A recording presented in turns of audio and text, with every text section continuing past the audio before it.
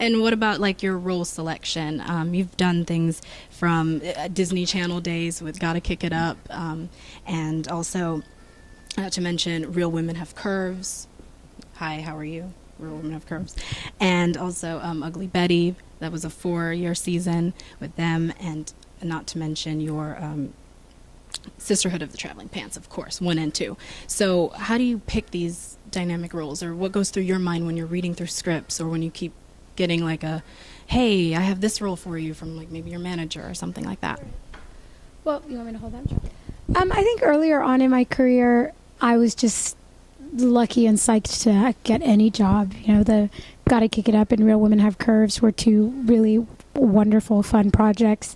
But I was at the very beginning of my career and would have done anything. So I was very lucky to have those opportunities come up for me. And, you know, after that, I was able to get a little bit more choosy and specific with the roles I took. And, you know, I think ultimately I'm looking to relate to a character and, you know, to be excited by a character's journey. And, you know, it's always nice to do something different. You know, when Ugly Betty came around, I'd never seen anything like that on TV. Growing up, I didn't see that character. I didn't see that story. And so it was really exciting to get to be a part of, you know, something fresh and new. So yeah, I think when I choose my roles, I just listen to my instincts and go with what really speaks to me. And you starred in Chicago and the off-Broadway play Bethany. And so can you just tell us, in your experience, how's that different from working with movies and television? Yeah, theater is very different from film and TV, and I sometimes forget how different.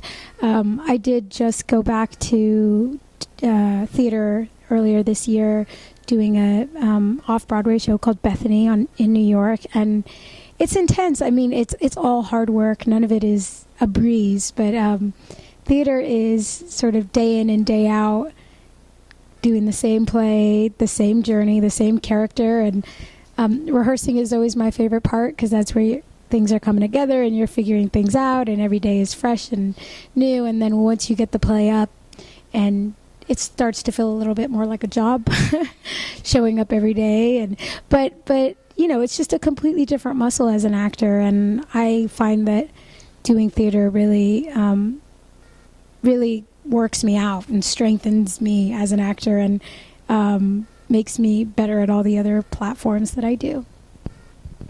And I saw an old interview, I believe, with Access Hollywood, where you mentioned that you weren't really one to bring home boys as when you were growing up. So how was that for you whenever you had to, you know, have a little bit of an intimate moment with like Lance Gross from Our Family Wedding? Or how do you even prepare for something like that, right, for rehearsals? Yeah, I've had some pretty intense, intimate moments on screen, and I mean more recently actually than before. But it's always awkward. You know, when I was 17, it was awkward. I'm 28, and it's still awkward. And you know, it's just most of the time you're lucky if you've, you know, had dinner with the person you're about to, you know, get intimate with on screen.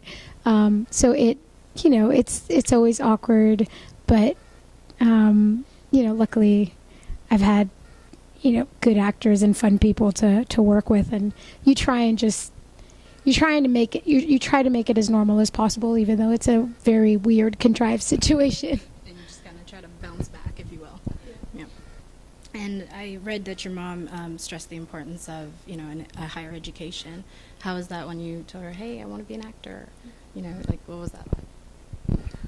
Yeah, I knew I wanted to be an actor when I was around 7 or 8 years old. I mean, I was always a really good student, and education was super important in my household growing up.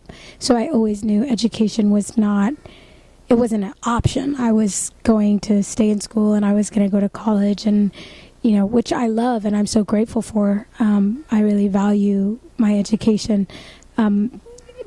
I think that my family probably thought that the acting was a hobby and it would go away eventually, but obviously it wasn't. And you know, I think that it's a pretty improbable dream to have. So I think people met it with a little bit of, hesitation. But, I think that's what, what makes a dream a big dream is it's not so clear to everyone else.